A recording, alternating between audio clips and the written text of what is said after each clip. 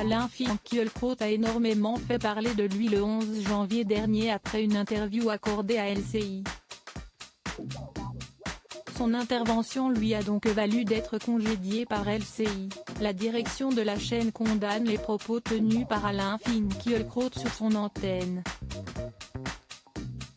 La chaîne info du groupe TF1 rappelle qu'elle fait du débat d'idées, argumenté et respectueux, une priorité de sa ligne éditoriale, écrivait la chaîne. Interviewé par Le Point ce mardi 19 janvier, il a souhaité s'exprimer sur ce passage. « J'ai 2 regrets, dit-il d'abord. J'ai été naïf en oubliant que les réseaux sociaux font désormais la loi. Et j'ai été égoïste en oubliant que je n'étais pas le seul à porter mon nom, rajoute-t-il.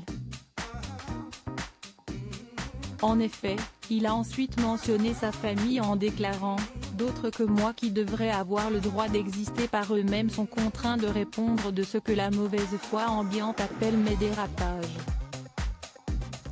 Cela me serre le cœur. » Visiblement affecté par ce qu'il fait subir à ses proches, il a affirmé qu'à l'avenir il se censurera.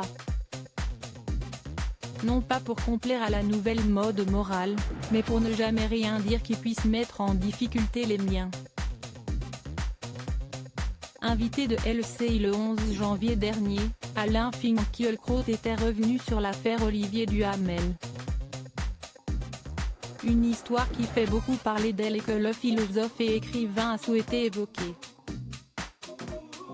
Il a cependant tenu des propos qui ne sont pas passés inaperçus.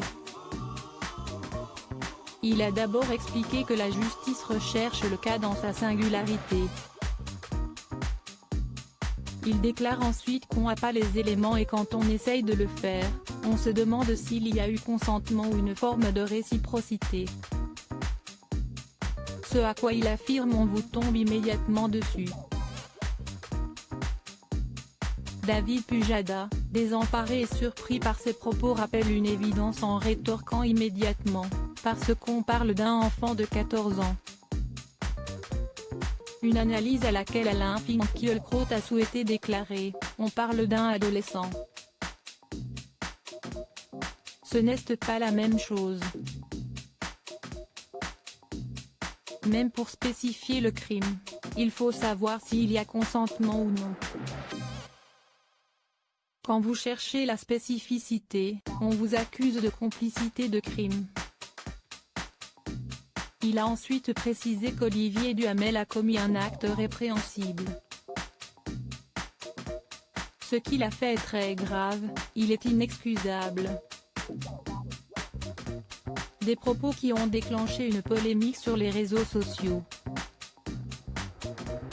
L'affaire Olivier Duhamel dans son livre La Familia Grande, publié le 7 janvier dernier aux éditions du Seuil, Camille Kouchner a levé le voile sur une sombre période de son adolescence en dénonçant l'inceste subi par son frère jumeau. Elle a ouvertement accusé son beau-père, Olivier Duhamel d'avoir abusé de Victor, le prénom a été changé dans le livre, alors qu'il avait seulement 14 ans. Elle a créé la stupéfaction avec des révélations plus choquantes les unes que les autres dont le fait que sa mère, Evelyne Pizier, a toujours nié les faits. Elle savait très bien ce qu'elle avait fait à ses enfants et ça l'a tuée a affirmé la juriste lors d'une interview accordée à la Grande Librairie sur France 5 le 13 janvier dernier.